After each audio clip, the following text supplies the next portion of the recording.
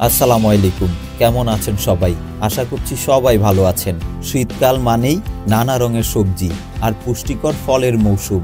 এই সময় পাওয়া যায় এমন অনেক ফল ও সবজি যা আমাদের শরীরকে সুস্থ রাখতে গুরুত্বপূর্ণ ভূমিকা পালন করে। আজকের ভিডিওতে আমরা জানব শীতকালীন মৌসুমি ফল ও সবজির উপকারিতা এবং কিভাবে এগুলো বাচ্চাদের এবং বড়দের খাদ্য তালিকায় রাখা যায়। শীতকালীন মৌসুমি ফলের উপকারিতা। নাম্বার 1, কমলা ও মাল্টা।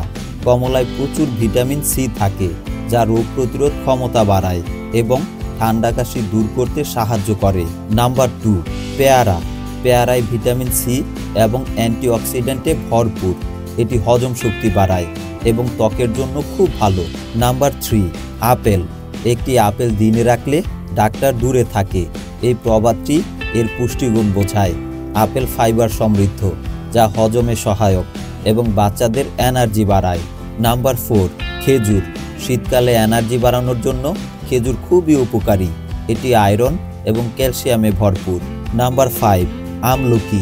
এটি ভিটামিন সি এর দুর্দান্ত উৎস এবং সর্দি কাশি প্রতিরোধে সহায়ক। শীতকালীন সবজির উপকারিতা। নাম্বার 1, গাজর। গাজরে প্রচুর পরিমাণে বিটা ক্যারোটিন থাকে, যা চোখের জন্য ভালো এবং রোগ প্রতিরোধ ক্ষমতা বাড়ায়। নাম্বার 2, সিম ও মটরশুঁটি। প্রোটিন ও ফাইবার সমৃদ্ধ এই সবজিগুলো বাচ্চাদের পুষ্টি চাহিদা পূরণ করে। নাম্বার 3, ফুলকপি ও ব্রোকলি।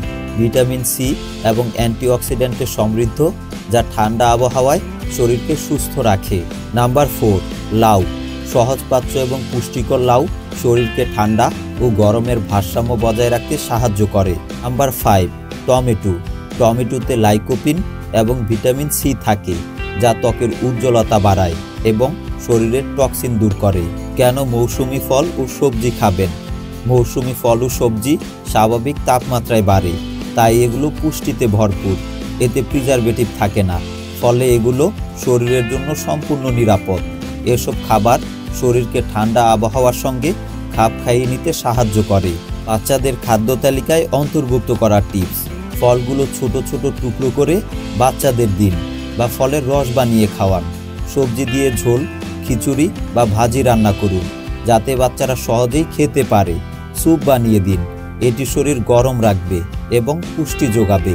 শীতকালে মৌসুমি ফল ও সবজি আমাদের দেহকে রোগমুক্ত ও সুস্থ রাখতে বড় ভূমিকা পালন করে, তাই দৈনন্দিন খাদ্য তালিকায় এগুলো অন্তর্ভুক্ত করুন। আজকে এ পর্যন্তই। এমন আরও নতুন নতুন বাচ্চাদের স্বাস্থ্য টিপস নিয়ে আবারও হাজির হব। ততক্ষণ পর্যন্ত সবাই ভালো থাকবেন। আল্লাহ হাফেজ।